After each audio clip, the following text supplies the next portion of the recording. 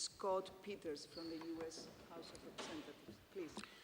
Thank you very much, and good morning. It falls to me to follow the world's political climate leader and explain Washington, D.C. Let me talk a little bit about what the challenges are, and then maybe where there's some hope. But let's start with Donald Trump, who campaigned for president in 2016 using coal miners as his Exhibit A against government regulation, and he's remained committed to unwinding all of the progress on climate achieved under President Obama. That list is long, but let me remind you of a few. Most significant, he announced his intention for the United States to withdraw from the Paris Agreement. He appointed an oil and gas industry advocate, Scott Pruitt, to be the administrator of the Environmental Protection Agency. He tried to revoke rules that limit the emission of methane gas, although fortunately, at least for the time being, those have been stalled by the courts and by Congress. He's moved to revoke the Clean Power Plan, which was expected to cut CO2 emissions by 32% by 2030.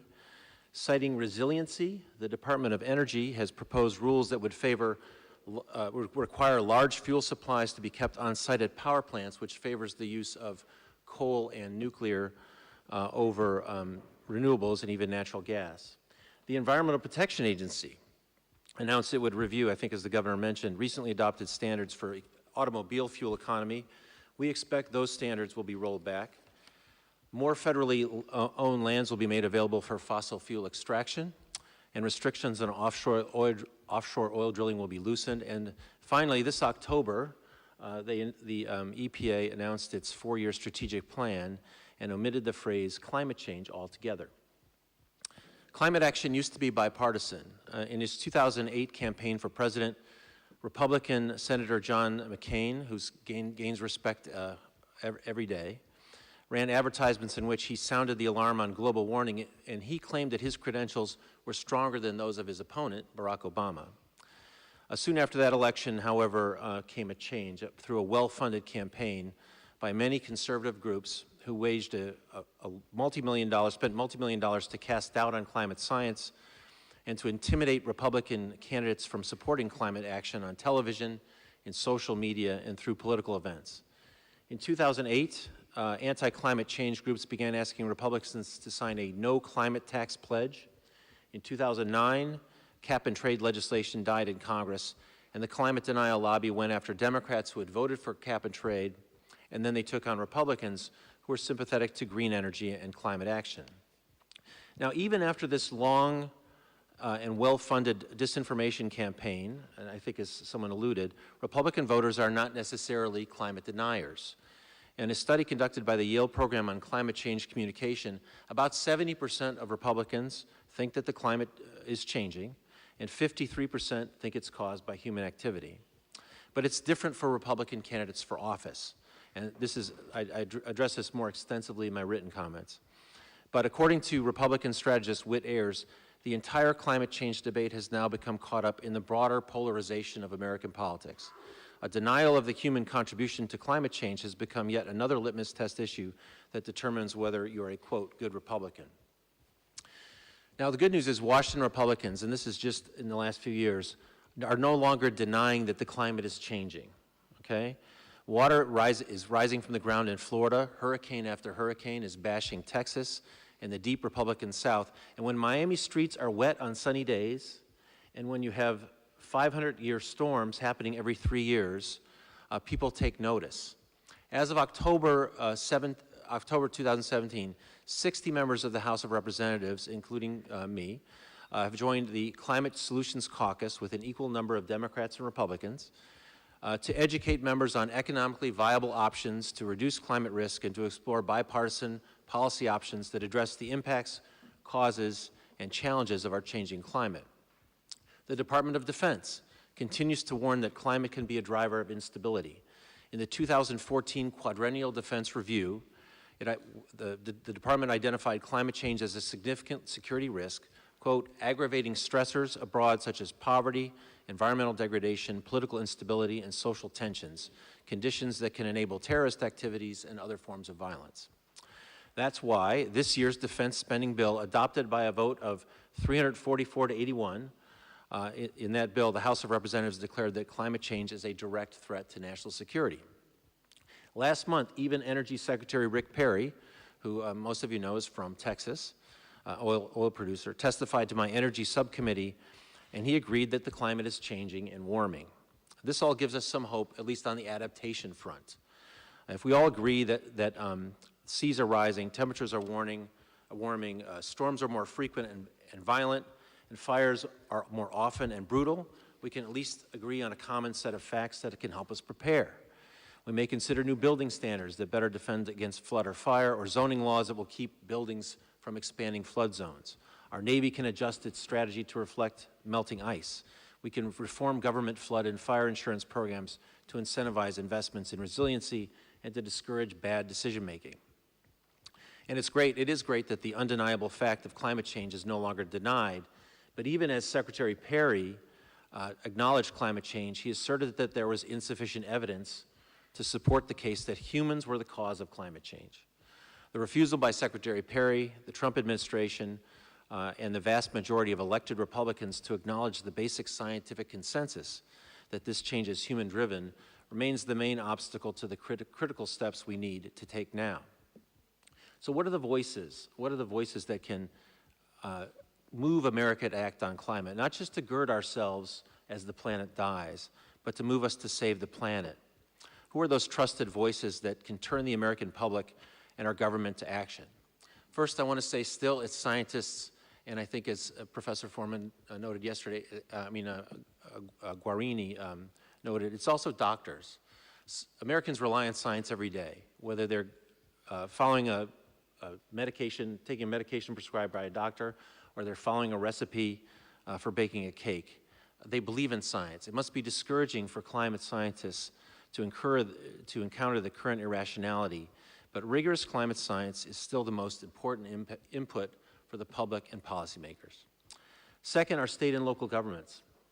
Most of our states, many of our states, cities, counties, and ports, through their own sustainable energy, transportation, and planning policies, continue to demonstrate to Washington, D.C. that the choice between a prosperous economy and a healthy environment is a false choice. More likely, we can't have one without the other, and Exhibit A for that is California and Governor Brown. I want you to be aware of the third voice, the United States military. The Department of Defense is one of the largest fossil fuel users on Earth. But if you think about it, the United States Navy has always been the main innovator in energy, from sails to coal, from coal to oil, to nuclear, and now to alternative energy. In 2009, Navy Secretary Ray Mabus set a goal that by 2020, 50% of Navy consumption would come from alternative sources, and 50% of Navy and Marine Corps installations would be net zero. Since then, most people don't know that the Navy acts like California within the federal government in this way. The Navy has launched the Great Green Fleet. They launched that in my district in Coronado, powered in part by advanced biofuels, purchased at a competitive price even when oil prices were low. They've secured contracts for 1.1 gigawatts of renewable energy, and in partnership with the state of California, the Navy acquired 400 electric vehicles for its bases in California. Even changing to LED light bulbs is saving the Navy 20,000 gallons of fuel per year in its destroyers, with longer lives, better light, and reduced maintenance costs. Why is that important? For this group, it's important because even in the craziness of Washington, D.C., a very respected institution, the military, is making the business case for transforming their energy from fossil fuels to renewables, just on the business case, not because they're tree huggers. Fourth, American business. Business is not waiting for Congress to say it's okay to compete in the renewable economy. Most businesses urge President Trump to stay in the Paris Agreement. And now that China has called for 1 out of every 5 cars sold there to run on alternative fuel within 8 years, every worldwide automaker will have to compete in that space. American politicians will see it's not just Tesla, but all U.S. car makers and their voting employees who are part of this climate revolution. I want to also note that shareholders in American companies are themselves demanding climate responsiveness. This May, ExxonMobil shareholders, with a vote of 62% of its shares, instructed the company to analyze and report on how the company would respond to global efforts to achieve the 2°C target. And the 2 largest shareholders in ExxonMobil are BlackRock and Vanguard, major Wall Street investment firms not known for being left-wing activists. Fifth, respected Republicans who are not in office are important advocates for climate action. This year, the Climate Leadership Council called for a tax on carbon, labeling it the conservative case for carbon dividends. I've brought a couple of the pamphlets with you if you want to take a look at them. The plan would oppose a gradually increasing tax on carbon, fully refunded to American taxpayers, combined with a repeal of regulations like the Clean Power Plan that would be redundant and less efficient at encouraging renewables than the carbon tax itself. Now, the idea itself is not novel, but the identity of its authors is novel. The council is led by James Baker, George Shultz, Henry Paulson, Martin Feldstein, all former members of the Reagan and Bush administrations, and respected conservative economists and businessmen. And finally, the church. The church can show the moral imperative of action on climate. I think that's been a recurrent theme through the discussions I've heard. This is not just about science, it's not just about data and measurements. It is a moral issue. And the Vatican's leadership is critical as we try to change not just the minds, but the hearts of Americans. It's more significant it's even more significant as we try to influence the United States Congress, and here's why. According to the Pew Research Center, while the number of adults in the U.S. who describe themselves as Christian has been declining, the United States Congress is as Christian today as it was in the early 1960s. 91% of the Congress identifies as Christian, and 1/3 of the Christians in Congress identify as Catholic. And while the number of Christians in Congress has been virtually unchanged in the past 50 years, the number of Catholics in Congress has increased dramatically from 19 to 31%. So nearly 1/3 of Congress has a direct connection to this church, which is one reason why Pope Francis's commitment to making environmental stewardship a priority of his papacy has such potential to affect American climate policy. Something else is happening too. Evangelical Christians, who typically align with conservative Republicans, are weighing in on the need for climate action. And you're going to hear from Pastor Mitch in a couple minutes, who spends a lot of his time in Congress praying with and praying for my colleagues. Like this Pope, who is named for the saint from Assisi, who considered all living things his brothers and sisters, many leading evangelical Christians are taking up the cause of climate because they too believe we have a moral imperative to save the planet given to us by God. So I want to thank the Vatican and Pope Francis for your moral clarity and commitment to climate action and for including me in this event. I'm very honored to have been selected to represent the United States Congress here today.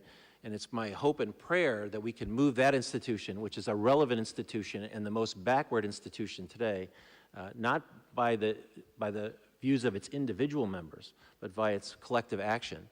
We're the most backwards institution on climate, to one that can be a leader and one that can be pragmatic. And thank you very much.